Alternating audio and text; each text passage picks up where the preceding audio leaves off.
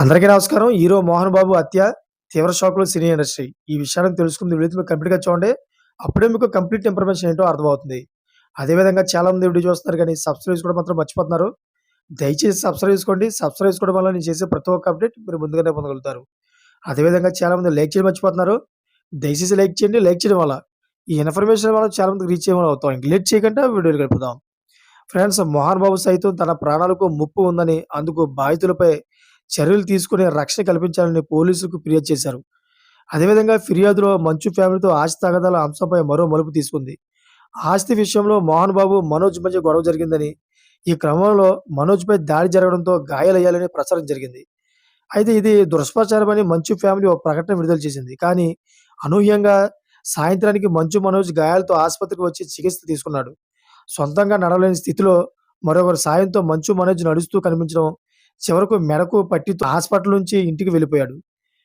మనోజ్ నుంచి ప్రాణాలకు ముప్పని, మోహన్ బాబును హత్య చేస్తాడని చెప్పేసి ఫిర్యాదు చేశారు మోహన్ బాబు. తన కుమారుడు మంచు మనోజ్ నుంచి ప్రాణహాని ఉందని టాలీవుడ్ సీనియర్ నటుడు మోహన్ బాబు పోలీసులు ఆశ్రయించాడు. కొడుకు మనోజ్, కోడలు మౌనిక నుంచి తనకు ప్రాణహాని ఉందని, తనను హత్య చేస్తారని, వారిపై చర్యలు తీసుకోవాలని రాచకొండ సీపీకి మోహన్ బాబు లేఖ రాశారు. అయితే మోహన్ బాబు ఫిర్యాదు లేఖలో ఏముందంటే, సీరియల్ నంబర్ 1, సీరియల్ నంబర్ 194 మంచు టౌన్, జలపల్లి, రంగారెడ్డి జిల్లా, హైదరాబాద్ 500005 నివాసి అయిన మంచు మోహన్ బాబు అవసరమైన చర్యలు తీసుకోవడం కోసం కింద వాస్తవాలను మీ దృష్టికి తీసుకొస్తున్నాను. పైన తెలిపిన అడ్రస్‌లో గత 10 సంవత్సరాలుగా నివాసం ఉంటున్నాను. 8/12/2024న నా చిన్న కుమారుడు మనోజ్, అతని ద్వారా ఉద్యోగంలో చేరిన కొందరు నాటి ఇంటి వద్ద కలకలం సృష్టించారు. తరువాత మనోజ్ తన భార్య మోనికతో కలిసి ఇక్కడి నుంచి వెళ్ళిపోయాడు. తన 7 నెలల కుమార్తెను ఇంటి పనిమనిషి నాని సంరక్షణలో ఉంచారు. అయితే నా కొడుకు మనోజ్ రాత్రి 9 గంటలకు ఇంటికి తిరిగి వచ్చాడని, ఆ సమయంలో నేను నిద్రపోతున్నాను. మరుసటి రోజు ఉదయం నేను నా పనుల్లో బిజీగా ఉండగా నా ఇంటి దగ్గరికి కొందరు తెలియని వ్యక్తులు చూశాను. అయితే మాదాపూర్‌లోని నా ఆఫీస్‌లో ఉదయం 10 గంటల 30 నిమిషాలకు నా ఉద్యోగి ఒకరు నా కుమారుడు మనోజ్‌కు సహచరులని చెప్పుకుంటూ దాదాపు 30 మంది వ్యక్తులు ఆ ఇంట్లోకి చొరబడ్డారు. వారు నా సిబ్బందిని బెదిరించారు.